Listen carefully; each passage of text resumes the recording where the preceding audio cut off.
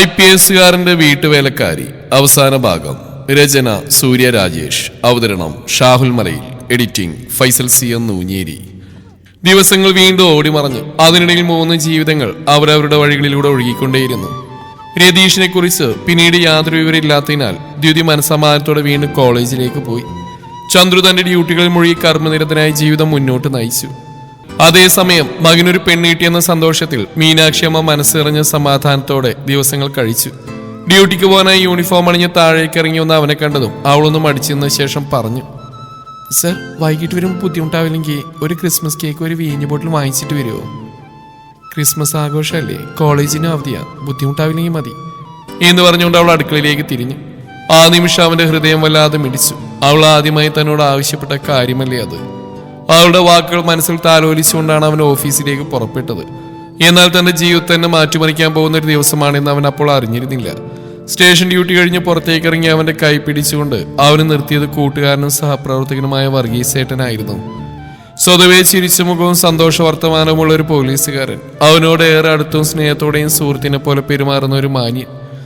അവനെ കൂട്ടി നടന്നുകൊണ്ടിരിക്കെ വർഗീസേട്ടൻ കയ്യിൽ പിടിച്ചിരുന്ന പേപ്പർ കവർ തുറന്ന് അതിൽ നിന്നൊരു വീഞ്ഞു കുപ്പി പുറത്തെടുത്തു. അത് കണ്ട നിമിഷം തന്നെയാണ് രാവിലെ ദ്യുതി പറഞ്ഞവന്റെ മനസ്സിലേക്ക് ഓടി വന്ന്. ചുണ്ടിലൊരു ചെറുപുഞ്ചിരി വരാൻ ശ്രമിച്ചെങ്കിലും അത് പുറത്തു കാണാതിരിക്കാൻ അവൻ ശ്രദ്ധിച്ചു. എന്താ വർഗീസേട്ടാ? അവൻ ചോദിച്ചു. അതിനുത്തരമായി വർഗീസും ചിരിച്ചുകൊണ്ട് പറഞ്ഞു, എടാ കൊച്ചനെ, നീ എന്റെ മേലുദ്യോഗസ്ഥനാണ്. ഇവൻ ക്രിസ്മസ് അല്ലേ, വീട്ടിൽ നിന്ന് 2 അടിക്കാന്നും അറിയാൻ സമ്മതിക്കുന്നില്ല. അതുകൊണ്ട് വീട്ടിൽ നിന്ന് കൊണ്ടുവന്ന ബോട്ടില് പകുതി ഞാൻ കുപ്പിയിലാക്കി ഇങ്ങോട്ട് കൊണ്ടുവന്നു. ഈ കുപ്പി കണ്ടിട്ട് നീ വീഞ്ഞാണെന്ന് തെറ്റിദ്ധരിക്കണ്ട, സാധനം വോഡ്ക്കയാ. ഇനി എനിക്കിത് അടിക്കാൻ പറ്റില്ല, ക്രിസ്മസ് അല്ലേ, ഇത് നീ വെച്ചോ, വീട്ടിൽ ചെന്നാൽ ചെറുതായിട്ട് 2 അടിക്കുക. അങ്ങനെ പറഞ്ഞുകൊണ്ട് ആ മദ്യം അവന്റെ കാറിൽ വെച്ച് നൽകി. അപ്പോൾ തന്നെ ചന്ദ്ര പറഞ്ഞു, അയ്യോ വർഗീസേട്ടാ, ഞാൻ കഴിക്കാറില്ല, വളരെ ടെൻഷൻ വരുമ്പോൾ ഒരു പെഗ്, അത്രയേ ഉള്ളൂ, ഇതെനിക്ക് ആവശ്യമില്ല, ഏട്ടൻ തന്നെ തിരികെ എടുത്തോളൂ. ഇത് കേട്ട് വർഗീസേട്ടൻ ചിരിച്ചുകൊണ്ട് പറഞ്ഞു, ഇരിക്കടാ കൊച്ചേ, നീ അടിക്കണോ വേണ്ട, അത് നിന്റെ കാര്യം, അത്രയേ ഉള്ളൂ. അങ്ങനെ പറഞ്ഞ് അദ്ദേഹം തിരിഞ്ഞടന്ന് വീണ്ടും സ്റ്റേഷനിലേക്ക് കയറിപ്പോയി. അത് നിരസിക്കണമെന്ന് അവനൊരിക്കലും തോന്നിയില്ല. താൻ കുടിക്കില്ലെങ്കിലും വീട്ടിലെത്തി അത് കമിഴ്ത്തി കളയാന്നൊരു ഉദ്ദേശത്തോടെയാണ് അവനും കാറിലേക്ക് കയറി ഡോറടച്ച്. പെട്ടെന്ന് തന്നെ ഔദ്യോഗിക വാഹനം സ്റ്റേഷൻ പരിധി വിട്ട് മുന്നോട്ട് നീങ്ങി. നഗരം ക്രിസ്മസ് രാവിനെ വരവേൽക്കുന്ന പോലെ വിളക്കുകളും നക്ഷത്രങ്ങളാലും അലങ്കരിച്ച് തിളങ്ങി നിന്നു. കാറിന്റെ പിൻസീറ്റിൽ നിന്ന് നഗരക്കാഴ്ചകൾ മനോഹരമായി ഒപ്പിയെടുക്കുന്ന കൂട്ടത്തിലാണ് അവൻ. ബേക്കറിയുടെ മുന്നിൽ പ്രദർശിപ്പിച്ചിരിക്കുന്ന ക്രിസ്മസ് കേക്കുകളും വീഞ്ഞു ബോട്ടിലുകളും ശ്രദ്ധിച്ച് അത് കണ്ട നിമിഷം എന്തുകൊണ്ടെന്നറിയാതെ ദ്യുതിയുടെ മുഖമാണ് അവന്റെ മനസ്സിലേക്ക് ഓടിയെത്തിയത്. ഉടൻ തന്നെ ഡ്രൈവറോട് കാർ ഒതുക്കാൻ പറഞ്ഞ് പോലീസ് യൂണിഫോമിൽ തന്നെയായിരുന്നു അവൻ പുറത്തേക്ക് ഇറങ്ങി ബേക്കറിയിലേക്ക് നടന്നു കയറിയത്. തിരികെ ഇറങ്ങി വന്നപ്പോൾ അവന്റെ കൈകളിൽ ആ ബേക്കറിയിൽ നിന്ന് വാങ്ങിയ ക്രിസ്മസ് കേക്കും വീഞ്ഞു ബോട്ടിലും ഹൃദയം നിറഞ്ഞു മനോഹരമായും പൊതിഞ്ഞ ഒരു കവറിനുള്ളിലായിരുന്നു. വീട്ടിലെത്തി ഉടൻ തന്നെ കാറിൽ നിന്നിറങ്ങിയപ്പോഴാണ് അവന്റെ നിമിഷം സ്റ്റോപ്പ് അടിച്ചത്. കയ്യിലിരുന്ന കവറിലേക്ക് നോക്കിയപ്പോൾ അയ്യോ, വർഗീസേട്ടൻ സ്നേഹത്തോടെ തന്ന വോഡ്ക ബോട്ടിൽ അതിൽ കിടക്കുന്നു. സാറില്ല, വീട്ടിൽ കയറി ആരും കാണാൻ നോക്കാം എന്ന ആത്മവിശ്വാസത്തോടെ അവൻ വീടിനകത്തേക്ക് കയറിയപ്പോൾ ഒരു ഈച്ച പോലും ഇല്ല. ദൈവം കൂടെയുണ്ട് എന്ന ഭാവത്തിൽ അവൻ കവർ നേരെ റൂമിൽ കൊണ്ടുവച്ചു. ഫ്രഷ് ആയിട്ട് വരാമെന്ന് മനസ്സിൽ തീരുമാനിച്ച് ബാത്റൂമിലേക്ക് കയറി. തണുത്ത വെള്ളം തലയിൽ വീണതോടെ പകലത്തെ ടെൻഷൻ മുഴുവൻ പോയി. സോപ്പ് തേച്ചപ്പോൾ ഒരു പ്രത്യേക മണവും ഉന്മേഷവും. ഇന്നെല്ലാം സ്മൂത്താണെന്ന തോന്നൽ. കുളി കഴിഞ്ഞ് തല തുടക്കുമ്പോൾ പെട്ടെന്ന് അവന്റെ ഓർമ്മകളിൽ ഒരു മിന്നൽ. 1 മിനിറ്റ് താൻ കൊണ്ടുവന്ന കവർ, വർഗീസേട്ടൻ തന്ന ബോട്ടിൽ, ഞാൻ വാങ്ങിച്ച ബോട്ടിൽ, രണ്ടും ഒരുപോലെ തന്നെയല്ലേ? അവന് നെഞ്ചിൽ ഹൃദയം ഡബിൾ ബീറ്റ് തുടങ്ങി. ദൈവമേ, അമ്മ കണ്ടാൽ ഇന്ന് തന്നെ വീട്ടിൽ നിന്ന് ഔട്ടാവും. തോർത്തുമുടുത്ത് ഓടി പുറത്തേക്ക് വന്നപ്പോഴാണ് ആ മഹാസത്യം അവന് വെളിവായത്. കവറിനുള്ളിൽ ഒരു ബോട്ടിൽ മാത്രം. പക്ഷെ മറ്റേ ബോട്ടിൽ അവൻ തലയിൽ കൈവച്ചു. ഇതെന്ത് മാജിക്ക്! സംശയം തീർക്കാൻ വേഗം കുപ്പിയെടുത്ത് മൂടി തുറന്നു ചെറുതായി വായിലേക്ക് ഒഴിച്ചു. അടുത്ത നിമിഷം, അയ്യോ ദൈവമേ, ഇത് വീഞ്ഞല്ലേ? അപ്പൊ വർഗീസന്റെ വോഡ്ക? അപ്പൊ എല്ലാം ക്ലിയർ. കവറിൽ നിന്ന് എടുത്തുകൊണ്ടുപോയത് വീഞ്ഞല്ല, വോഡ്ക ബോട്ടിൽ തന്നെ. അവൻ മുകളിൽ നോക്കിയൊരു ദീർഘനിശ്വാസം വിട്ടു. എന്റെ കാര്യം നാരായണ ജയ, ഇന്ന് ക്രിസ്മസ് അല്ല, എന്റെ അടിയന്തരം നടക്കും. നെഞ്ച് പടപടാ പിടയുന്നുണ്ടെങ്കിലും ഒന്നും സംഭവിക്കാത്ത ഭാഗത്തിൽ പെട്ടെന്ന് ഡ്രസ്സ് എടുത്ത് ധരിച്ചവൻ കോണിപ്പടികൾ ഇറങ്ങി. താഴെ എത്തിയത് മാത്രം അടുത്ത ഷോക്ക്. ഡൈനിങ് സെക്ഷനിൽ മുറിച്ചു വെച്ച കേക്ക്, ഒഴിഞ്ഞെടുക്കുന്ന വോഡ്ക കുപ്പി, 2-3 ഗ്ലാസുകൾ. എന്നാൽ കുടിച്ച 2 കാണാനില്ല. നെഞ്ചിരിപ്പിനി ഹൃദയാഘാത ലെവലിലേക്ക് കയറി. ഇനി എന്ത് ചെയ്യണമെന്നൊരു ചിന്ത പോലും തലയിൽ പിടിച്ചില്ല. ചുറ്റും നോക്കി. തലയൊന്ന് ചൊറിഞ്ഞപ്പോഴാണ് വീടിന്റെ മുറ്റത്തുനിന്ന് പാട്ടിന്റെ ശബ്ദം. അവൻ ഓടി ഉമ്മറത്തേക്ക് എത്തി. അവിടെ കണ്ട കാഴ്ച കണ്ടത് മാത്രം അവന്റെ ആത്മാവ് ശരീരത്തിൽ നിന്ന് പുറത്തുപോയി തിരിച്ചു വന്നു. ക്രിസ്മസ് രാവിലെ തിരുവാതിര കളിക്കുന്ന തന്റെ അമ്മയും ഭാര്യയും. മൊബൈൽ ഫോൺ ഫുൾ വോളിയത്തിൽ. അമ്മയും അവളും കൈകൊട്ടി ചൂടുവെച്ച് തിരുവാതിരയും ഡാൻസ് കൂട്ടിക്കളതി ഫ്യൂഷൻ പെർഫോമൻസ്. 2 നോക്കിയാൽ തന്നെ അറിയാം, ബോധം 0%. അവൻ വിറച്ച ശബ്ദത്തിൽ വിളിച്ച്, അമ്മേ. അടുത്ത നിമിഷം അമ്മ തിരിഞ്ഞു നോക്കി പൂർണ്ണ ആത്മവിശ്വാസത്തോടെ പറഞ്ഞു, പോടാ മോനെ. ഒരു നിമിഷം അവൻ സ്റ്റാച്യു ആയി. കണ്ണുകൾ തുറിച്ച് വായ തുറന്നു. ഇത് തൻ്റെ അമ്മയാണോ? അതും ഇങ്ങനെ? അവൻ ജീവിതത്തിൽ ആദ്യമായിട്ടാണ് സ്വന്തം അമ്മയുടെ വായിൽ നിന്ന് അത്ര പക്വമായ, അത്ര ഉറച്ച, അത്ര ആത്മാർത്ഥമായ ഒരു തെറി കേൾക്കുന്നത്. അവൻ പതുക്കെ സ്വയം പറഞ്ഞു, വർഗീസേട്ടാ, ഒരു ബോട്ടിൽ വോഡ്ക കൊണ്ടുവന്ന് ഇമാതിരി തെറി കേൾപ്പിക്കാനായിരുന്നോ? വീട്ടില് തിരുവാതിര, ഡാൻസ്, വോഡ്ക, അമ്മയുടെ തെറി എല്ലാം ഒരുമിച്ച് കണ്ട ഒരു IPS ഓഫീസർ. അവൻ തന്നെ, നമ്മുടെ ചെക്കൻ ചന്ദ്രു. എന്തായാലും ഒരുപാട് പരിശ്രമിച്ചിട്ടാണ് അവൻ അമ്മയെ റൂമിലേക്ക് കൊണ്ടുപോയി കിടത്തി ഡോറടച്ച് ലോക്ക് ചെയ്ത്. അവിടെ യുദ്ധം തീർന്നു. പക്ഷെ ഏറ്റവും വലിയ ടാസ്ക് ഇനിയും ബാക്കിയാണ്. മുറ്റത്ത് കിടന്ന് തിരുവാതിരയ്ക്ക് ചൂടച്ച് ബഹളം വയ്ക്കുന്ന ദ്യുതി. അവൻ വേഗത്തിൽ മുറ്റത്തേക്ക് ചെന്നു. എത്ര പിടിച്ചാൽ അവൾ കുതിരി മാറി. എനിക്ക് ഡാൻസ് തീർക്കാനുണ്ടെന്ന ഭാവത്തിൽ ഒടുവിൽ IPS അധികാരം മുഴുവൻ കൂട്ടിച്ചേർത്ത് അവൻ അവളെ രണ്ട് കൈകളിലായി കോരിയെടുത്തു. നേരെ തന്റെ റൂമിലേക്കുള്ള മാർച്ച്. റൂമിലെത്തിയിട്ട് അവൾ അലർച്ചയും ബഹളവും വിട്ടില്ല. ഇനി ഈ ശബ്ദം കേട്ട അലത്തുകാർ ഉണരുന്ന പേടിയിൽ അവൻ വേഗത്തിൽ ഫോണെടുത്ത് പാട്ട് വെച്ചു. ശാന്തമാക്കാൻ റൊമാൻറ്റിക് എന്തെങ്കിലും. പക്ഷെ അവന്റെ ഭാഗ്യദോഷം കൊണ്ടാവാം പാട്ട് അല്പമൊന്നും മാറിപ്പോയി. ഫോണിൽ മുഴങ്ങി. ഫോണിലൂടെ ഒഴുകി വന്ന കെട്ടിപ്പുടിട എന്ന ഗാനം കേട്ടതും അതുമാത്രം മതിയായിരുന്നു. ദ്യുതി പിന്നെ ഒന്നും നോക്കിയില്ല. നേരെ ഓടി വന്ന് തന്റെ മുന്നിൽ നിന്ന് നമ്മുടെ ചെക്കനെ പൂർണ്ണമായി പൂണ്ടടക്കം കെട്ടിപ്പിടിച്ചു. അതൊരു നിമിഷം മാത്രം. പക്ഷെ ആ നിമിഷം അവന്റെ ലോകം ഫ്രീസായി. അവളുടെ അപ്രതീക്ഷിതമായ ആ സ്പർശനത്തിൽ അവൻ ഞെട്ടിത്തെറിച്ചു. ശരീരം അനങ്ങാതെ, ശ്വാസം പോലും മറന്ന പോലെ അവിടെ തന്നെ നിന്നുപോയി. മദ്യം, പാട്ട്, ക്രിസ്മസ്, തിരുവാതിര എല്ലാം അപ്രസക്തമായി. അവന്റെ നെഞ്ചിൽ അവൾ ചാരി നിന്ന ആ നിമിഷം അവൻ ഒരു കാര്യം മനസ്സിലായി. ഇതിനി ഡ്യൂട്ടിയിലോ നിയമപുസ്തകത്തിലോ പഠിച്ചിട്ടില്ലാത്ത ഏറ്റവും അപകടകരമായ കേസാണ്. ഒരു നിമിഷം വിറങ്ങലിച്ചെന്നവൻ അവളെ അകറ്റി മാറ്റാൻ ശ്രമിച്ചു. പക്ഷെ പാട്ടിന്റെ താളം കൂടുന്തോറും അവൾ വീണ്ടും വീണ്ടും അവനെ കൂടുതൽ മുറുകെ കെട്ടിപ്പിടിച്ചു. ഓരോ തവണ അവൾ അവനിലേക്ക് ചേർന്ന് വരുമ്പോഴും അവനുള്ളിൽ അവൻ തന്നെ തിരിച്ചറിയാത്തൊരു മാറ്റം പിറക്കുകയായിരുന്നു. അതവൻ പൂർണ്ണ ബോധ്യത്തോടെ മനസ്സിലായി. ഒരു പുരുഷൻ ഇങ്ങനെ അടിമുടി മാറ്റാൻ കഴിയുന്ന ഒരു പെണ്ണിന്റെ കഴിവ് തന്നെയാണെന്ന്. അതെല്ലാം സഹിക്കാൻ വയ്യാതായി അവൻ വേഗം കൈനീട്ടി ഫോണെടുത്ത് മറ്റൊരു പാട്ട് വെച്ചു. അത് കേട്ടതും അവൾ പെട്ടെന്ന് തന്നെ അവനെ വിട്ട് തുള്ളിച്ചാടി ചിരിച്ചു. വളരെയേറെ ശബ്ദമുണ്ടാക്കി മുറിയാകെ നിറഞ്ഞു. അപ്പോൾ മാത്രം അവന് മനസ്സിലായി ഇപ്പോഴത്തെ ഏറ്റവും വലിയ അബദ്ധം താൻ തന്നെയാണ് ചെയ്തതെന്ന്. അവളെ ഇടയ്ക്ക് നിർത്താൻ മൃദുവായ പാട്ടുകളോ സീരിയസ് ട്യൂണുകളോ അല്ല, കെട്ടിപ്പിടിക്കുന്ന പാട്ടുകൾക്ക് തന്നെയാണ് ആ ശക്തി. ആ തിരിച്ചറിവ് വീണ്ടും അവൻ അവളുടെ ലോകത്തിലേക്ക് നിശബ്ദമായി തിരിച്ചു വിളിച്ചു. കണ്ണുകൾ മുറുക്കി അടച്ച് അവൻ വീണ്ടും ഫോണെടുത്ത് കെട്ടിപ്പിടിക്കുന്ന ആ പാട്ട് തന്നെ വെച്ചു. ഫോണിൽ നിന്ന് ഉയർന്ന അപരിചിതമായ താളം കേട്ടത് മാത്രം അവൾ ഒന്നും ആലോചിക്കാതെ വീണ്ടും അവന്റെ അരികിലേക്ക് ഓടി വന്നു അവനെ ചേർത്ത് പിടിച്ചു. ഇത് മനസ്സിലാക്കി അവൻ അവളെയും ചേർത്ത് കട്ടിലേക്ക് പതുക്കെ ചായ്ഞ്ഞു കിടന്നു. എങ്കിലും അവൾ അവന്റെ മേലുള്ള പിടി വിട്ടു നൽകാൻ തയ്യാറായില്ല. അവളുടെ ശ്വാസം പതുക്കെ ശാന്തമായി. കൈകളിലെ മുറുക്കം മെല്ലെ മൃദുവായി. അവൾ ഉറക്കത്തിലേക്ക് വഴുതി വീണു. പക്ഷെ ആ നിമിഷം ചന്ദ്രുവിന് ഉറങ്ങാൻ കഴിഞ്ഞില്ല. പ്രതീക്ഷിക്കാതെയാണ് ഒരു പെൺകുട്ടി ഇങ്ങനെ തന്റെ ചുറ്റും സുരക്ഷിതമായ ഒരു വലമായി കിടക്കുന്നവന് തോന്നി. അവളുടെ സാന്നിധ്യം, ശ്വാസത്തിന്റെ താളം, ആടുത്തിരിപ്പ് അവന്റെ മനസ്സിലറിയാത്തൊരു ചലനം സൃഷ്ടിച്ചുകൊണ്ടിരുന്നു. അതവൻ അസ്വസ്ഥനാക്കിയില്ല, പക്ഷെ അത്ഭുതപ്പെടുത്തി. ഒരു നിശബ്ദ രാത്രിയിൽ വാക്കുകളില്ലാതെ രണ്ട് മനസ്സുകൾ ഇങ്ങനെ ചേർന്ന് നിൽക്കുമ്പോൾ ഉറക്കം പോലും അവനോട് കാത്തിരിക്കാൻ പറഞ്ഞ പോലെ. അവളുടെ ശ്വാസം ഇപ്പോൾ പൂർണ്ണമായും ഉറക്കത്തിന്റെ താളത്തിലായിരുന്നു. ചെറുതായി നെഞ്ചു ഉയർന്നു താഴുന്ന ഓരോ നിമിഷവും ചന്ദ്രു അതീവ ജാഗ്രതയോടെ അവന്റെ നെഞ്ചിൽ അത് അനുഭവിച്ചു. അവൾ ഉറങ്ങിയിരുന്നു എന്ന് ഉറപ്പായിട്ടും അവനൊരല്പം പോലും നീങ്ങാൻ ശ്രമിച്ചില്ല. ഒരു ചെറിയ ചലനം പോലും അവളുടെ ഉറക്കം ഭംഗം ചെയ്യുമോ എന്ന ഭയം അവനവിടേക്ക് പൂട്ടിയിട്ടു. ഇത്രയും നേരം ഇങ്ങനെ ആരും എന്നെ ആശ്രയിച്ച് കിടന്നിട്ടില്ല, അവൻ മനസ്സിൽ പറഞ്ഞു. അവൾക്ക് ഇതൊക്കെ ഒരു പാട്ടിന്റെ സ്വാധീനമായിരുന്നു. ഒരു നിമിഷത്തെ അറിയാതെ സംഭവിച്ച അടുപ്പം മാത്രമായിരുന്നു. പക്ഷെ അവന് അതങ്ങനെയല്ലായിരുന്നു. അവളുടെ കൈ ഇനി അവന്റെ ഷർട്ടിന്റെ അറ്റം പിടിച്ചിരിപ്പുണ്ടായിരുന്നു. വിട്ടുപോകാൻ മനസ്സില്ലാത്ത പോലെയല്ല, വിടുമെന്ന് അറിയാതെ തന്നെ. അവൻ പതുക്കെ ശ്വാസമടക്കി മനസ്സിനെ നിയന്ത്രിക്കാൻ ശ്രമിച്ചു. ഇതൊരു ഉത്തരവാദിത്വമാണ്, ഒരു പരിചരണത്തിന്റെ നിമിഷമാണ്. അതുതന്നെ അവൻ വീണ്ടും വീണ്ടും സ്വയം ഓർമ്മിപ്പിച്ചു. ജാലകത്തിലൂടെ ചന്ദ്രന്റെ വെളിച്ചം മുറിക്കുള്ളിലേക്ക് നിശബ്ദമായി ഒഴുകി. ആ വെളിച്ചത്തിൽ ഉറങ്ങിക്കിടക്കുന്ന അവളുടെ മുഖം അവന് മറ്റൊരു രൂപത്തിൽ തോന്നി. ഇവൾ എന്നെ വിശ്വസിച്ചാണ് ഇങ്ങനെ ഉറങ്ങുന്നത്. അവന്റെ നെഞ്ചറിയാതെ തന്നെ ഒരൽപ്പം ഭാരം കൂട്ടി. അവൻ കൈനീട്ടി മെല്ലെ അവളുടെ തലക്കരിയിലെ മുടിയൊതുക്കി. ഉണരുമോ എന്ന ഭയം കൊണ്ട് അടുത്ത നിമിഷം തന്നെ കൈ പിൻവലിച്ചു. പക്ഷെ അവൾ ഉണർന്നില്ല. പകരം കൂടുതൽ അടുപ്പത്തോടെ അവന്റെ ചുമലിലേക്ക് ചായച്ചു. അവൻ കണ്ണുകൾ അടച്ചു. ഈ രാത്രി താൻ ഒരിക്കലും മറക്കില്ലെന്ന് അവൻ മനസ്സിലാക്കി. കാരണം ഇത് ശരീരങ്ങളുടെ അടുത്തിരിപ്പല്ലായിരുന്നു, മനസ്സുകളുടെ അപ്രതീക്ഷിതമായ ഒരു സംഗമമായിരുന്നു. നിശബ്ദമായ ആ മുറിയിൽ ഉറങ്ങിയത് അവൾ മാത്രം. ചന്ദ്രു ആദ്യമായിട്ടാണ് ഉറക്കം വരാതെയും സമാധാനത്തിലുമായിരുന്നത്. പ്രഭാതത്തിന്റെ മങ്ങിയ വെളിച്ചം ജാലകച്ചില്ലിലൂടെ മുറിയിലേക്ക് മന്ദമായി കയറി വന്നപ്പോൾ പക്ഷികളുടെ ചെറു ചെറു ശബ്ദങ്ങൾ ദിദിയുടെ ഉറക്കത്തെ തൊട്ടുണർത്തി. മന്ദമായി കണ്ണുകൾ തുറന്ന അവൾക്ക് ആദ്യ നിമിഷം താൻ എവിടെയാണെന്ന് മനസ്സിലായില്ലെങ്കിലും പരിചയമില്ലാത്തൊരു ചുമലും തനിക്കറിയാത്ത ശ്വാസത്തിന്റെ താളവും തിരിച്ചറിഞ്ഞതോടെ അടുത്ത നിമിഷം കണ്ണുകൾ പൂർണ്ണമായി തുറന്ന് ചന്ദ്രുവിനെ ഇങ്ങനെ കെട്ടിപ്പിടിച്ച് കിടക്കുന്നു. അവളുടെ കൈകൾ ഇനി അവന്റെ നെഞ്ചിൽ തന്നെയാണെന്ന സത്യം മനസ്സിലാക്കി സമയം നിശ്ചലമായ പോലെ തോന്നി. ദൈവമേ എന്ന് മനസ്സ് ഒച്ചയില്ലാതെ വിളിച്ചുകൊണ്ട് കൈ പിൻവലിക്കാൻ ശ്രമിച്ച അതേ നിമിഷം അവനും കണ്ണുകൾ തുറന്ന് 2 ജോഡി കണ്ണുകൾ അപ്രതീക്ഷിതമായി നേർക്കുനേർ വന്നപ്പോൾ ലജ്ജയിൽ അവൾ മുഖം തിരിച്ച് മന്ദമായ ശബ്ദത്തിൽ സോറി പറഞ്ഞു. താൻ വലിയൊരു തെറ്റ് ചെയ്തു എന്ന തോന്നലിൽ കഴിയുമ്പോൾ ചന്ദ്രു കട്ടിൽ നിന്ന് അല്പം മാറിയിരുന്ന് ശബ്ദത്തിൽ ആശയക്കുഴപ്പവും സൗമ്യതയും ചേർത്ത്, കുഴപ്പമില്ല, നിന്നോട് തണ്ടാന്ന് ഇരുന്നൊന്നും ചെയ്തില്ല എന്ന് പറഞ്ഞ് അവളുടെ നെഞ്ചിലൊരു വിചിത്രമായ ആശ്വാസം പടർത്തി. അതോടെ അവൾ തല ഉയർത്തി. എനിക്കൊന്നും ഓർമ്മയില്ല, പാട്ട് കേട്ട് പിന്നെ എന്ന് പറഞ്ഞപ്പോൾ അവൻ ചെറുപുഞ്ചിരിയോടെ പറഞ്ഞു. പാട്ടുകൾക്ക് ചിലപ്പോൾ ആളുകൾ ഇങ്ങനെ തോൽപ്പിക്കാനുള്ള കഴിവുണ്ട് എന്ന് മറുപടി നൽകി.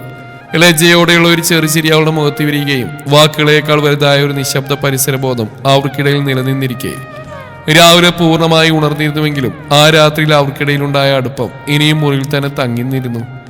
പ്രതീക്ഷിക്കാത്ത ആ നിമിഷത്തിൽ അവനിങ്ങനെ കെട്ടിപ്പിടിച്ച് കിടന്നതിന്റെ ബോധം അവൾ അകത്തുനിന്ന് പിടിച്ചു കുലുക്കി. ലജ്ജ അവളുടെ കവിളിൽ ചൂടായി പടർന്നപ്പോൾ ഇത് വേണ്ടിയിരുന്നില്ലല്ലോ എന്ന കുറ്റബോധം മനസ്സിൽ മുറുകി. അവൾ വേഗം കൈപ്പിൻ വലിക്കാൻ ശ്രമിച്ചു. താൻ എന്തോ അതിര് കടന്ന തെറ്റ് ചെയ്തു എന്ന തോന്നലോടെ അവന്റെ കണ്ണുകളെ നേരിട്ട് നോക്കാൻ പോലും ധൈര്യമില്ലാതെ മുഖം തിരിച്ച് ശബ്ദം തകർന്നുപോയൊരു സോറി മാത്രമാണ് അവളുടെ അധരങ്ങളിൽ നിന്നും പുറത്തു വന്ന്. ചെയ്തുപോയ തെറ്റോർത്തുള്ള ലജ്ജയിൽ അവൾ കട്ടിൽ നിന്ന് എഴുന്നേറ്റ് നടക്കുമ്പോൾ ഇത്ര നേരം തന്റെ അരികിലുണ്ടായിരുന്ന ആ സുഖമുള്ള ചൂട് നഷ്ടപ്പെട്ടതിന്റെ ഒരു വിചിത്ര വേദന അവൻ അരട്ടിക്കൊണ്ടിരുന്നു. അവൾ തന്റെ ഭാര്യയാണ്, തന്റെ താലി അണിഞ്ഞവൾ. ആ അവകാശബോധം മാത്രമാണ് അവൾ ഉണർന്നതിന് ഒരുമിച്ച് ഉറങ്ങിയതിനും കാരണമെന്ന് അവൻ തന്നെ ആശ്വസിപ്പിക്കാൻ ശ്രമിച്ചു. എന്നാൽ അതിനുള്ളിൽ എന്തോ ഒരു മൃദുവായ ഇഷ്ടം അവളോടുള്ള തന്നെ മനസ്സിൽ ഒളിഞ്ഞിരിക്കുന്ന സത്യം അവനെ ചിന്തയിലാഴ്ത്തി. അവൻ ആലോചനകളിൽ മുങ്ങിക്കിടക്കുമ്പോഴാണ് ബാത്റൂം ഡോർ തുറക്കുന്ന ശബ്ദം കേട്ട് അവിടെ കണ്ണുകൾ ഉയർത്തിയത്. കുളിച്ചിറങ്ങി ചുവപ്പ് നിറമുള്ള ഒരു ചുരിദാർ അണിഞ്ഞ് അവൾ മുന്നിലെത്തിയ നിമിഷം ആ നിറത്തിൽ അവൾ അപ്സരസിനെ പോലും പിന്നിലാക്കുന്ന സൗന്ദര്യമായിരുന്നു. പൂർണ്ണചന്ദ്രനെ പോലെ ശോഭിക്കുന്ന മുഖം, നെറ്റിയിൽ പടർന്ന സിന്ദൂരത്തിന്റെ മങ്ങലുള്ള അവശേഷിപ്പുകൾ, ശ്വാസതാളത്തിനനുസരിച്ച് ഉയരുന്ന ശരീരഭാവങ്ങൾ, ഒതുങ്ങിയ അരക്കെട്ട്, ഇതൊക്കെയും അവനുള്ളിൽ അടങ്ങിക്കിടന്നിരുന്ന പുരുഷബോധത്തെ അനായാസം ഉണർത്താൻ മതിയായിരുന്നു. അവൾ അടുത്തേക്ക് വന്നപ്പോൾ ചുണ്ടിലൊരു കളിയാക്കിയ പുഞ്ചിരിയോട് അവൻ പറഞ്ഞു, ഇന്നലത്തെ ഡാൻസ് ഉള്ളായിരുന്നു കേട്ടോ. അത് കേട്ട് അവളും വിട്ടുകൊടുക്കാതെ മറുപടി പറഞ്ഞു, ഇന്നലത്തെ വീഞ്ഞൂപ്പിയിലെ സാധനം അതുപോലെ തന്നെയായിരുന്നു. പിന്നെ ചെറുചിരിയോടെ, തയ്യാറായിരുന്നു, അമ്മ ചോദ്യം ചെയ്യാൻ വരും IPS സാറേ എന്ന് പറഞ്ഞ് അവൻ അവളെ ചൊറിഞ്ഞു. അവളുടെ വാക്കുകൾ കേട്ട് അവൻ അടിക്കാനെന്ന പോലെ കൈയുയർത്തിയെങ്കിലും അവൾ അടി ഒഴിവാക്കാൻ മാറിയ നിമിഷം ഇരുവരും നിലതെറ്റി കട്ടിലേക്ക് വീണു. ആ ഒരു നിമിഷത്തിൽ ചുറ്റുമുള്ള ലോകവും ബോധവും എല്ലാം മറഞ്ഞു. അവിടെ സ്ത്രീയും പുരുഷനും മാത്രമായിരുന്നു. വികാരങ്ങളുടെ കയ്യിലായ 2 മനുഷ്യർ.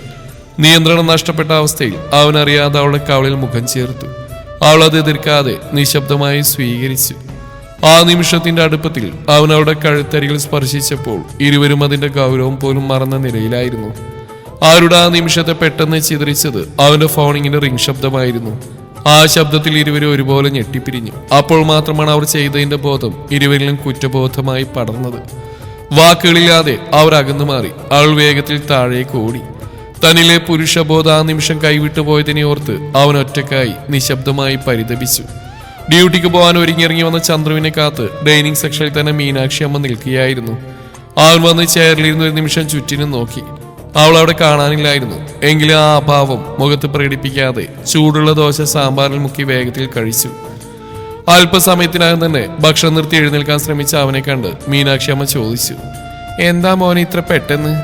വയറ് നിറച്ച് ഭക്ഷണം കഴിക്കാതെ എങ്ങനെയാണ് ആ ഗുണ്ടകളെ ചളക്കുന്നത്? അമ്മയുടെ ശബ്ദത്തിൽ സ്നേഹവും ശാസനയും ഒരുപോലെ ഉണ്ടായിരുന്നു.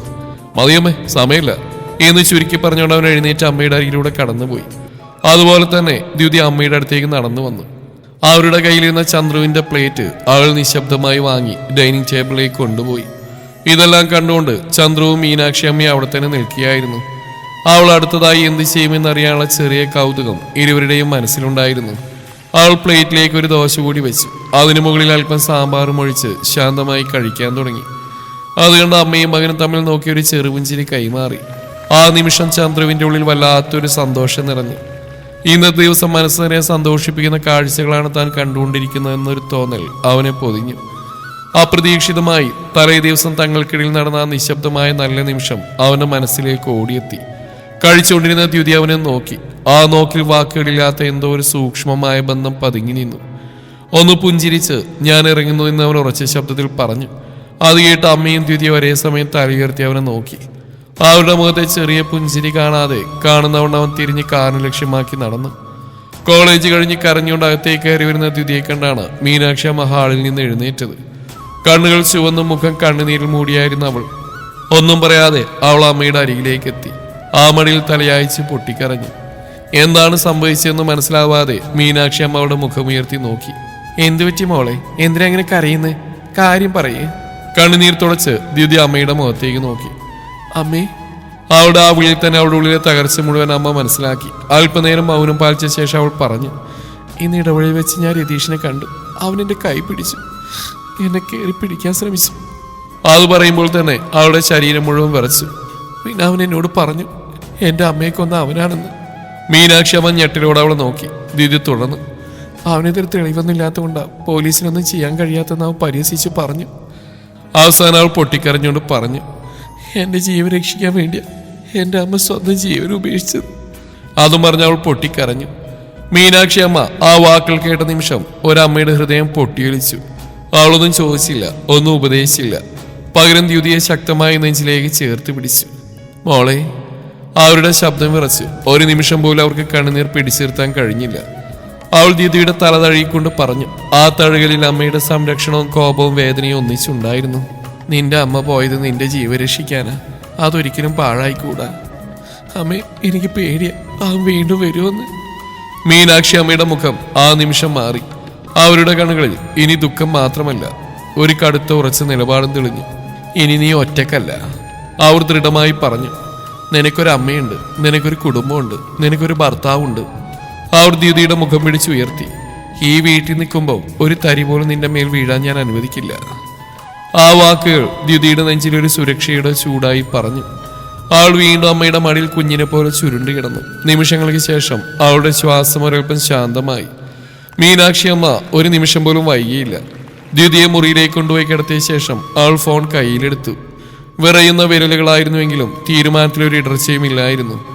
ചന്ദ്രുവിന്റെ നമ്പർ ഡയൽ ചെയ്യുമ്പോൾ അവരുടെ കണ്ണുകൾ വീണ്ടും നിറഞ്ഞു. 2 റിങ് കഴിഞ്ഞ് അവൻ ഫോൺ എടുത്തു. അമ്മേ. അവന്റെ ശബ്ദത്തിൽ പതിവുള്ള സ്നേഹം ഉണ്ടായിരുന്നു. ചന്ദ്രു. അവർക്ക് ശബ്ദം നിയന്ത്രിക്കാൻ പറ്റിയില്ല. നീ ഇപ്പൊ എവിടെയാ? ഡ്യൂട്ടിയിലമ്മേ. എന്തു പറ്റി? മോനെ, നീ ഉടനെ വീട്ടിലേക്ക് വരണം, പ്രധാനപ്പെട്ട ഒരു കാര്യം പറയാനുണ്ട്. അവരുടെ ശബ്ദത്തിലെ ഭാരം അവനൊന്നും ചോദിക്കാതെ തന്നെ മനസ്സിലായി. ഞാനിപ്പോ തന്നെ വരാമേ. ഫോൺ കട്ട് ചെയ്യുന്നതിന് മുമ്പ് അവർ ചേർത്തു. ദ്യുതി. അവൾ കൂടുതൽ പേടിച്ചിരിക്കുക. ആ വാക്കുകൾ കേട്ട നിമിഷം ചന്ദ്രുവിന്റെ നെഞ്ചിലൊരു തണുത്ത ഭയം പാഞ്ഞു കയറി. അവനൊന്നും ചോദിച്ചില്ല. ഒരു സെക്കൻഡ് പോലും വൈകാതെ ഡ്യൂട്ടി കൈമാറി വീട്ടിലേക്കുള്ള വഴിയിലായി. കാറിന്റെ സ്റ്റിയറിംഗിൽ അവന്റെ പിടിമുറുകി. മനസ്സ് മുഴുവൻ ഒരു ചിന്ത, അവൾക്ക് എന്ത് സംഭവിച്ചു? വീട്ടിലെത്തുമ്പോൾ അവൻ കണ്ടത് മീനാക്ഷി അമ്മയുടെ കണ്ണുകളിൽ അസാധാരണമായ കാഠിന്യമായിരുന്നു. മുറിയുടെ ഒരു മൂലയിലായി തറകുനിച്ചിരിക്കുന്ന ദ്യുതി. ചന്ദ്രു ഒന്നും മിണ്ടാതെ അവളുടെ അരികിലേക്ക് നടന്നു. ദ്യുതി. അവൻ മെല്ലെ വിളിച്ചു. അവൾ തല ഉയർത്തിയില്ല. പകരം മീനാക്ഷി അമ്മ തന്നെയാണ് സംസാരിച്ച്. മോനെ, ഇന്നവൾ രതീഷിനെ കണ്ടു. ആ പേര് കേട്ട നിമിഷം ചന്ദ്രുവിന്റെ മുഖം കടുത്തു. അമ്മ തുടർന്നു. അവൻ ജാനകിയെ കൊന്നതാണെന്ന് അവളുടെ മുഖത്ത് നോക്കി തന്നെ പറഞ്ഞിട്ടുണ്ട്. ആ വാക്കുകൾ ചന്ദ്രന്റെ ഉള്ളിൽ ഒരു പോലീസ് ഓഫീസറെ മാത്രമല്ല, ഒരു ഭർത്താവിനെയും ഒരു മനുഷ്യനെയും ഒരുമിച്ച് ഉണർത്തി. അവൻ ദീദിയുടെ മുന്നിൽ മുട്ടുകുത്തിയിരുന്നു. ആദ്യമായി അവിടെ കൈ പിടിച്ചു. ഇനി നീ പേടിക്കണ്ട, അവൻ ദൃഢമായി പറഞ്ഞു. ഇനി രതീഷ് നിന്നെ ശല്യപ്പെടുത്തില്ല. ആ വാക്കുകളിൽ വാഗ്ദാനം ഉണ്ടായിരുന്നു, ഭീഷണി ഉണ്ടായിരുന്നു. അവന്റെ കഠിനമായ വാക്കുകൾ കേട്ടതോടെ അവൾ വിക്കി വിക്കി പറഞ്ഞു. തന്റെ അമ്മയെ കൊന്നതിന് അവന് ശിക്ഷ കിട്ടണം. അതിനുവേണ്ടി എത്രയും വേഗം അവനെ പിടിക്കണം. നിയമം നൽകുന്ന ഏത് ശിക്ഷയും അവനെ ഏറ്റുവാങ്ങണം. കണ്ണീരിൽ മുങ്ങിയ ശബ്ദത്തോടെ അവൾ പറഞ്ഞു. ഞാനിവിടെ നിൽക്കുന്നത് സാറിന് ബുദ്ധിമുട്ടാണെങ്കിൽ എത്രയും വേദന ബാംഗ്ലൂരിലേക്ക് പോകാനുള്ള ഏർപ്പാട് ചെയ്തു തരണം.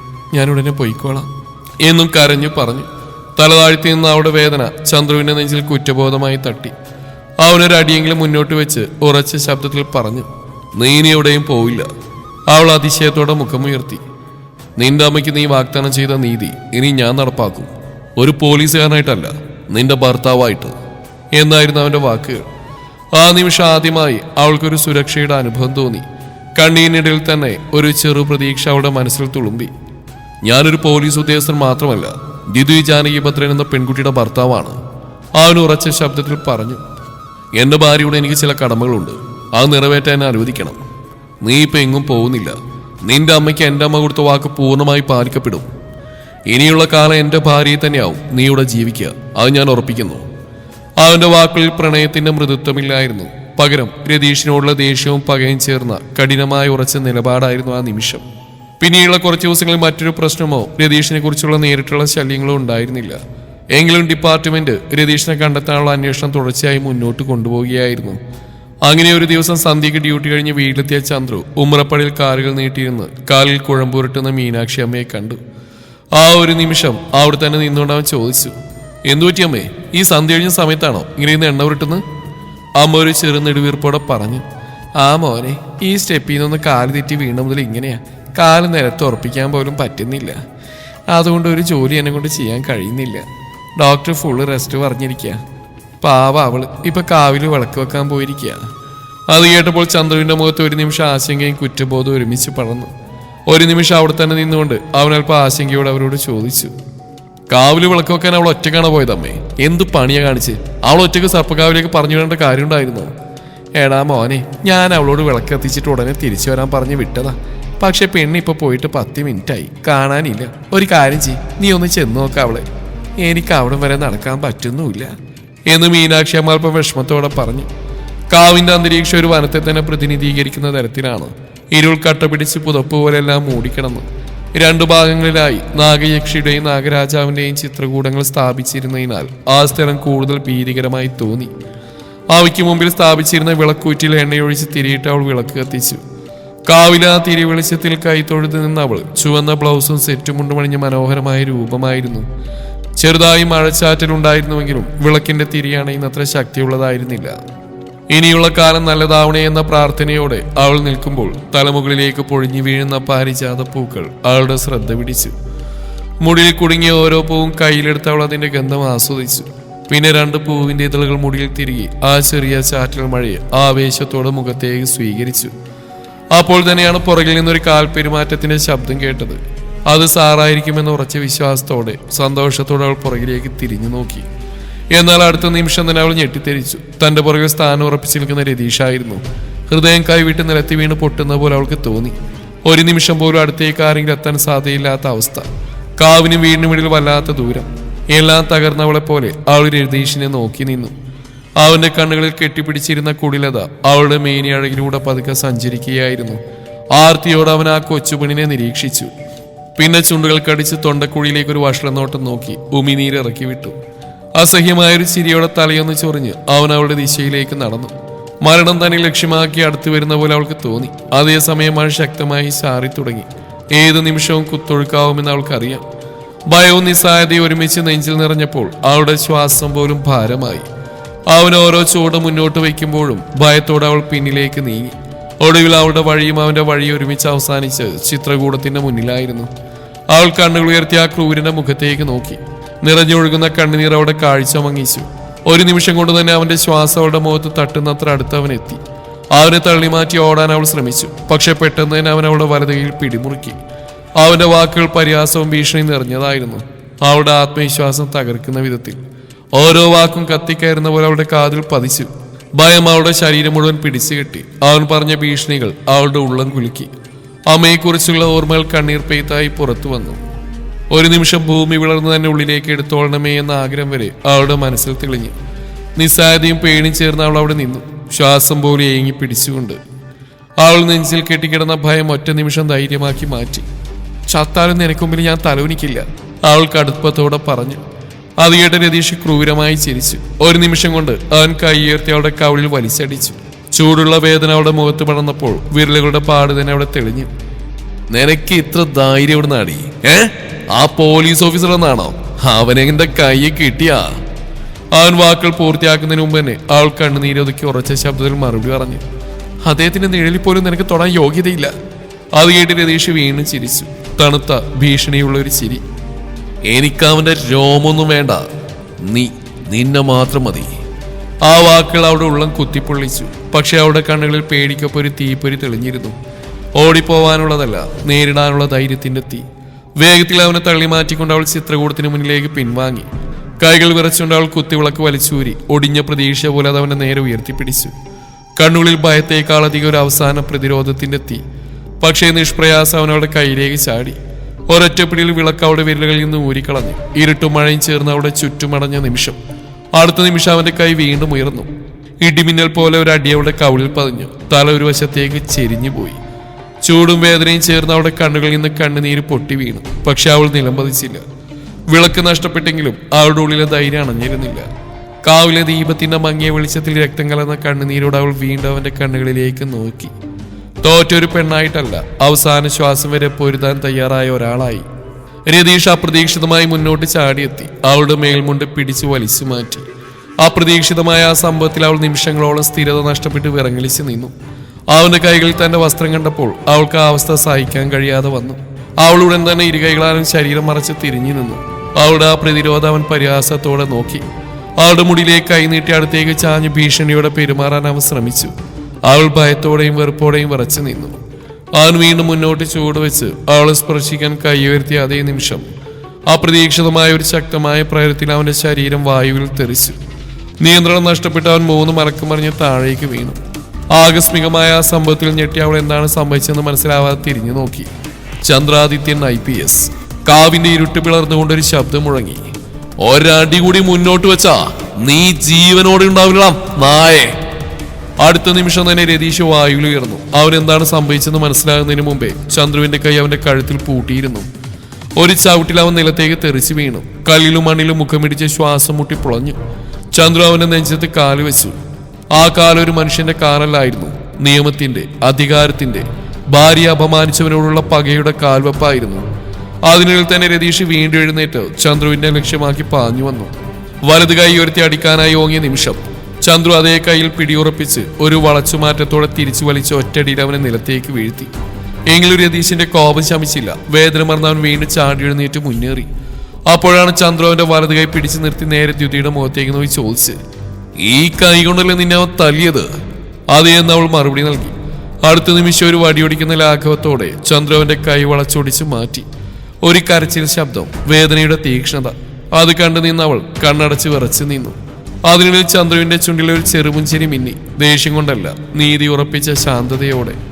തൂങ്ങിയാടുന്ന കൈയിലേക്ക് നോക്കി രതീഷ് അലറിക്കരഞ്ഞു. എങ്കിലും ചന്ദ്രുവിന്റെ ദേഷ്യം അവിടെ അവസാനിച്ചിരുന്നില്ല. അവൻ പല്ലുകൾ കടിച്ചുറച്ച് ഒരു നിമിഷം പോലും മടിക്കാതെ രതീഷിന്റെ നട്ടിൽ ലക്ഷ്യമാക്കി ശക്തമായൊരു ചവിട്ട് കൊടുത്തു.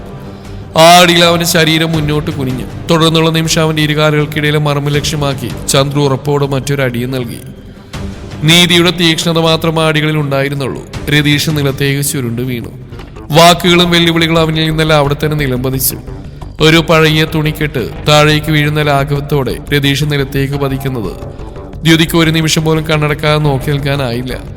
പക്ഷേ ചന്ദ്രുവിന്റെ മുഖത്തേക്ക് അവൾ നോക്കിയപ്പോൾ അവിടെ കോപത്തിന്റെ 10 മടങ്ങ് തീ കത്തിക്കൊണ്ടിരിക്കുന്നതായി അവൾക്ക് തോന്നി. ആ നിമിഷം അവളുടെ മനസ്സിൽ ഒരൊറ്റ ബോധം മാത്രമേ ഉണ്ടായിരുന്നുള്ളൂ. ഇവനൊരു പോലീസ് ഓഫീസർ മാത്രമല്ല, തന്റെ ഭർത്താവും തന്റെ രക്ഷകനുമാണ്.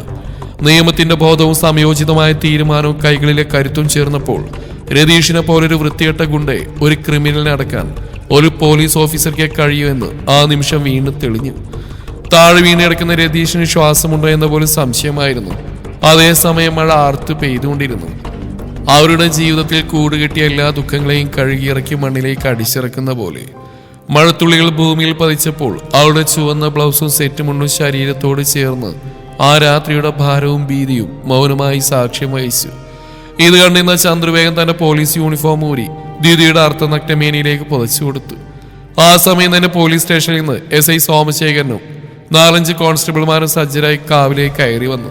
വരും വഴിയിൽ അവർ നിലത്തിടുന്ന രതീഷിനെ എഴുന്നേൽപ്പിച്ചിരുത്താൻ ശ്രമിച്ചു. നിൽക്കാൻ ശക്തിയില്ലാതെ താഴേക്ക് പതിക്കുന്ന അവനെ എല്ലാവരും ചേർന്ന് പൊക്കിയെടുത്ത് സ്റ്റേഷനിലേക്ക് കൊണ്ടുപോയി. ഇത് കണ്ടപ്പോൾ അവൾക്ക് സമാധാനത്തിന്റെ ഒരു ആശ്വാസം ലഭിച്ചു. രതീഷിന്റെ ദുഷ്കാര്യങ്ങൾ തടഞ്ഞ് നിയമത്തിന്റെ കൈകളുടെ നിയന്ത്രണം ഉറപ്പിച്ച ഈ നിമിഷം അവളുടെ മനസ്സിൽ ആഴത്തിലുള്ള ആശ്വാസം പടർന്നു. വേഗത്തിൽ അവൾ ചന്ദ്രുവിന്റെ അടുത്തെത്തി. കരയുന്ന മുഖം കൈകൊണ്ട് തുടച്ചുകൊണ്ട് ഇരുകൈകളും ചന്ദ്രുവിന്റെ കൈകളിൽ വെച്ച് പറഞ്ഞു, നന്ദി സർ, ഇനി ഞാൻ ബാംഗ്ലൂരിലേക്ക് പോകാം, ഇനി ശല്യം ചെയ്യില്ല. ചന്ദ്രു അവൾ നോക്കി മൃദുവായ ശബ്ദത്തിൽ പറഞ്ഞു, ഇനി നിനക്ക് ആരെയും ഭയക്കേണ്ട കാര്യമില്ല. നിന്റെ സംരക്ഷണം ഞാൻ ഉറപ്പിച്ചു കഴിഞ്ഞു. ഇനി എങ്ങും നീ പോകണ്ട. അവൾ മനനിറച്ച് മീശ പിരിച്ചു നിൽക്കുന്ന ചന്ദ്രുവിന്റെ കണ്ണുകൾ നോക്കി. ഹൃദയത്തിൽ ഒരു ആശ്വാസവും വിശ്വാസവും ഉണ്ടായി. അവൾ കണ്ണ് ചിമ്മിയിട്ട് നോക്കി ശബ്ദമില്ലാതെ പറഞ്ഞു, സർ, അമ്മയുടെ സമ്മതപ്രകാരമല്ലേ എൻ്റെ കഴുത്തിൽ താലി കെട്ടിയത്? അല്ല, സാറിൻ്റെ ഇഷ്ടപ്രകാരമല്ലല്ലോ. പിന്നെ എങ്ങനെയാണ് നമ്മൾ ഒരുമിച്ച് ജീവിതം തുടങ്ങുന്നത്? അത് കേട്ട് അവനൊന്ന് ചിരിച്ചുകൊണ്ട് അവിടെ അരികിലേക്ക് എത്തി. അവൾ അറിഞ്ഞോ അറിയാതെ അവൻ്റെ കണ്ണുകളിലൂടെ പോലീസ് ഓഫീസറുടെ ശക്തിയും ഭർത്താവിൻ്റെ ശാന്തശക്തിയും നിറച്ചു. അവൻ്റെ ആരോഗ്യമുള്ള ശരീരം അവളുടെ മുമ്പിൽ തെളിഞ്ഞു നിന്നു. നീളമുള്ള രോമങ്ങളാൽ നിറഞ്ഞ നെഞ്ചിൽ ഒരു കയറ് പോലെ മാല അലങ്കാരമായി തിളങ്ങുന്ന അവളുടെ ശ്രദ്ധയെ ആകർഷിച്ചു. അവന്റെ കയ്യിൽ അവളുടെ കൈ പെട്ടെന്ന് പിടിച്ചു. അവൻ അവളുമായി കൈകളെ ചേർത്ത് ആ കാവിന്റെ പച്ചപ്പിലേക്ക് ഇരുന്നു. ഇതെല്ലാം കണ്ടു നിന്ന് അവളിൽ വല്ലാത്തൊരു അത്ഭുതം നിറഞ്ഞു. കാരണം അവളിൽ നിന്ന് അവൾ ഇതൊന്നും പ്രതീക്ഷിച്ചിരുന്നില്ല. നിറഞ്ഞ അത്ഭുതത്തോടും ആത്മവിശ്വാസത്തോടും കൂടിയ മുഖം അവളുടെ ദൃഷ്ടിയിലേക്ക് തിരിച്ചുകൊണ്ട് ആ നിമിഷം അവൻ മനസ്സുറന്ന് പറഞ്ഞു, എനിക്ക് നിന്നോട് ആദ്യം പ്രണയം തോന്നി എപ്പോഴാണെന്നറിയോ? അത് കേട്ട് അവൾ ഇല്ലെന്ന് പറഞ്ഞു. അന്ന് കുളത്തിനടിയിൽ നിന്നുകൊണ്ട് ഞാൻ ഉയർത്തിക്കൊണ്ടുവന്ന ഒരു കൊച്ചു പെൺകുട്ടി എനിക്ക് സ്നേഹവും ഇഷ്ടവും നൽകുന്ന ഒന്നായിരുന്നില്ല. അതെ, അത് വെറും വാത്സല്യമായിരുന്നു. എന്നാൽ ആ സമയം നീ എന്നോട് ചോദിച്ച ചോദ്യം അതെൻ്റെ ഉള്ളറകളെ കീറി മുറിച്ചു. ഇന്ത്യൻ നിയമത്തിന്റെ അന്വേഷണ ചുമതലയിരിക്കുന്ന ഒരു പോലീസ് ഉദ്യോഗസ്ഥനോട് 13 വയസ്സ് തികയാത്ത പെൺകുട്ടി പ്രണയം തുറന്നു പറഞ്ഞാൽ അത് ഞാൻ സ്വീകരിക്കുന്നു. നിയമത്തിന്റെ അടിസ്ഥാനത്തിൽ അത് പോക്സോ കേസാണ്. കുഞ്ഞുങ്ങളുടെ സുരക്ഷത്തിനായി നിയമം കർശനമായിട്ടും അവരെ സംരക്ഷിക്കണം. അത്രയും ഞാനും ചെയ്തുള്ളൂ. ആ സമയം അവളെ കണ്ണു ചിമ്മിക്കൊണ്ട് അവൾ വീണ്ടും ചോദിച്ചു, ഇപ്പൊ പ്രണയമുണ്ട് എന്നോട്? അത് കേട്ട് ചന്ദ്രു പെട്ടെന്ന് അവളോട് പറഞ്ഞു, നിന്നെ വീണ്ടും ആദ്യമായിട്ട് കണ്ട ഞാൻ ഇന്ന് ഓർക്കുന്നുണ്ട്. ബാൽക്കണിയിൽ ചായ കുടിച്ചുകൊണ്ടിരിക്കുന്ന എന്റെ മുന്നിലേക്ക് മുറ്റം തൂത്തുകൊണ്ട് കടന്നു വന്ന പെൺകുട്ടി. പക്ഷെ നീ കടന്നു വന്ന ഒറ്റ നോട്ടിൽ തന്നെ എന്റെ മനസ്സിലേക്ക് ആലോചിച്ചു കഴിഞ്ഞു. പിന്നീടുള്ള ഓരോ ദിവസവും ഞാൻ നിനക്കായി കാത്തിരുന്നതാണ്.